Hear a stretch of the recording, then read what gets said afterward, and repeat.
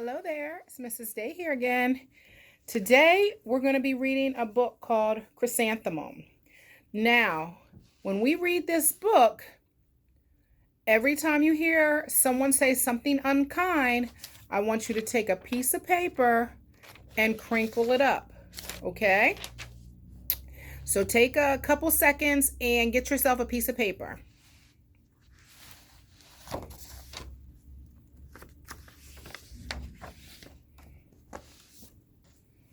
You ready? Chrysanthemum by Kevin Henkes.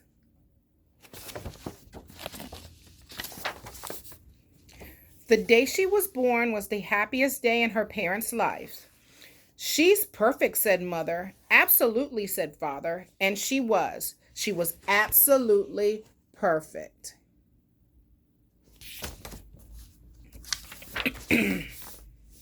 Her name must be everything she is, said Mother. Her name must be absolutely perfect, said her father. And it was Chrysanthemum. Her parents named her Chrysanthemum. Chrysanthemum grew and grew and grew, and when she was old enough to appreciate, Chrysanthemum loved her name.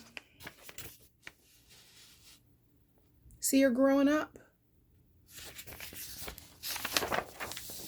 She loved the way it sounded when her mother woke her up. She loved the way it sounded when her father called her for dinner. She loved the way it sounded when she whispered it in to herself in the bathroom mirror. Chrysanthemum, chrysanthemum, chrysanthemum. Chrysanthemum loved the way her name looked when it was written with ink on an envelope. She loved the way it looked when it was written with icing on her birthday cake. And she loved the way it looked when she wrote it herself with her fat orange crayon. Chrysanthemum, chrysanthemum, chrysanthemum.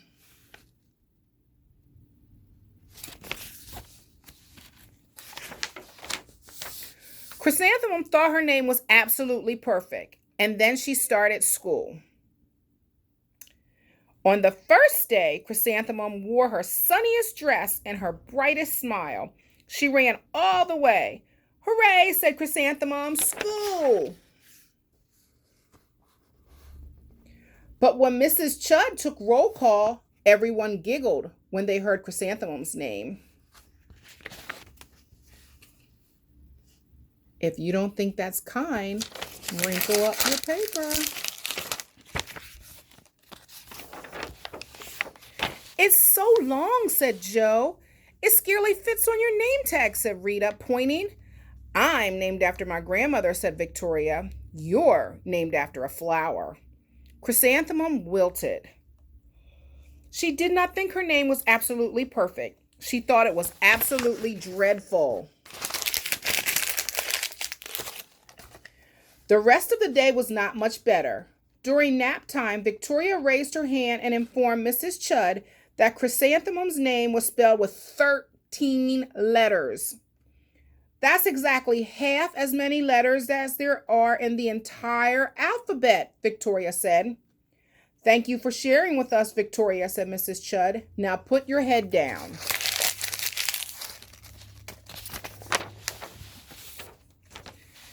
If I had a name like yours, I'd change it, Victoria said, as the students lined up to go home. I wish I could, thought Chrysanthemum miserably. Welcome home, said Mother. Welcome home, said Father. School is no place for me, said Chrysanthemum. My name is too long. It scarcely fits on my name tag, and I'm named after a flower. Oh, pish, said Mom. Your name is beautiful and precious and priceless and fascinating and winsome, said her father. It's everything you are, said her mother. Absolutely perfect, said her father.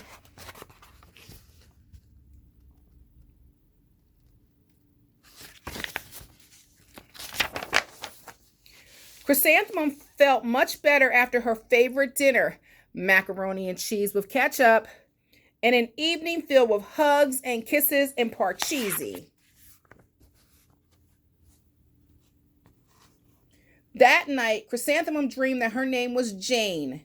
It was an extremely pleasant dream.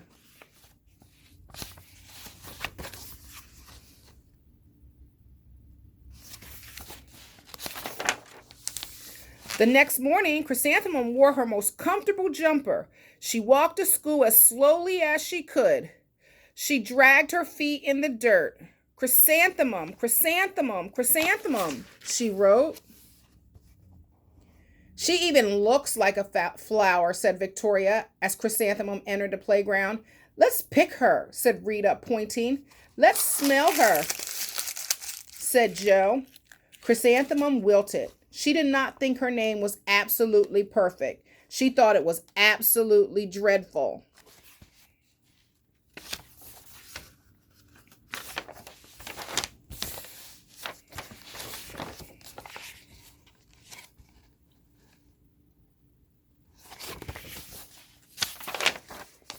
The rest of the day was not much better. During nap time, Victoria raised her hand and said, "A chrysanthemum is a flower. It lives in a garden with worms and other dirty things." "Thank you for sharing with us, Victoria," said Mrs. Chudd. "Now put your head down." "I just can't believe your name," Victoria said as the students lined up to go home. "Neither can I," said Chrysanthemum miserably.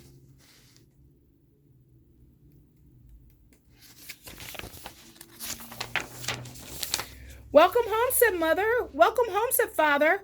"School is no place for me," said Chrysanthemum. "They said I even look like a flower. They pretended to pick me and smell me." "Oh, pish," said Mother. "They're just jealous and envious and begrudging and discontented and jaundiced," said her father. "Who wouldn't be jealous of a name like yours?" said her mother. "After all, it's absolutely perfect," said her father. Chrysanthemum felt a trifle better after her favorite dessert, chocolate cake with peanut butter icing, and another evening filled with hugs and kisses and parcheesi.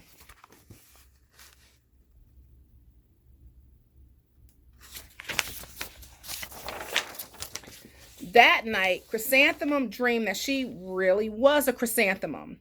She sprouted leaves and petals. Victoria picked her and plucked the leaves and petals one by one until there was nothing left but a scrawny stem. It was the worst nightmare of Chrysanthemum's life. Chrysanthemum wore her outfit with 7 pockets the next morning. She loaded the pockets with her most prized possession and her good luck charms. Chrysanthemum took the longest route to school. She stopped and stared at each and every flower. "Chrysanthemum, chrysanthemum, chrysanthemum," the flowers seemed to be saying to her.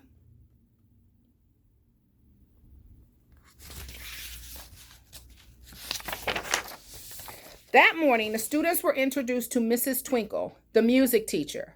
Her voice was like something out of a dream, as with everything else about her. The students were speechless. They thought Mrs. Twinkle was an indescribable wonder. They went out of their way to make a nice impression. Mrs. Twinkle led the students in scales. Then she assigned roles for the class musical. Victoria was chosen as the dainty fairy queen. Rita was chosen as the spiffy butterfly princess. Joe was the all-important pixie messenger. And Chrysanthemum was chosen as a daisy.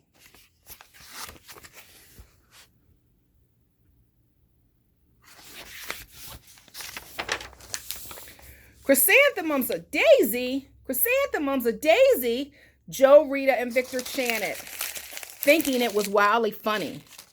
Chrysanthemum wilted. She did not think her name was absolutely perfect. She thought it was absolutely dreadful. "What's so humorous?" asked Mrs. Twinkle. "Chrysanthemum," was the answer. "Her name is so long," said Joe. "It scarcely fits on her name tag," said Rita. "I'm named after my grandmother," said Victoria. "She's named after a flower."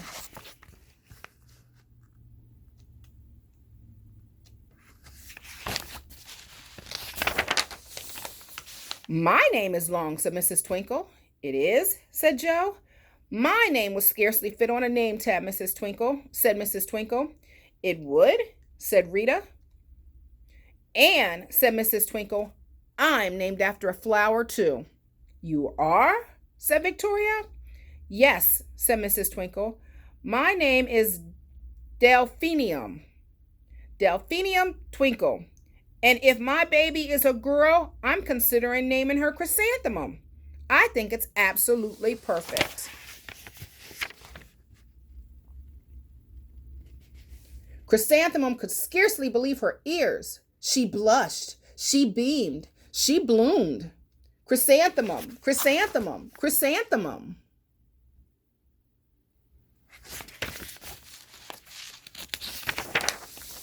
Joe, Rita, and Victoria looked at Chrysanthemum longingly.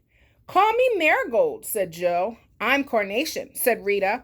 My name is Lily of the Valley, said Victoria. Chrysanthemum did not think her name was absolutely perfect. She knew it.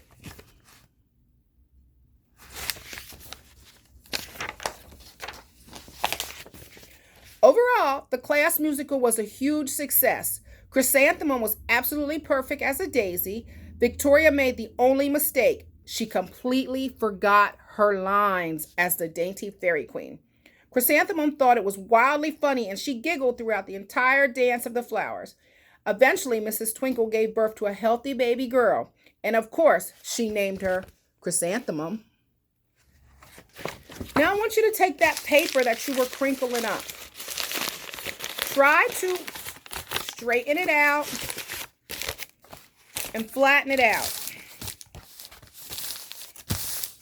Can you do it?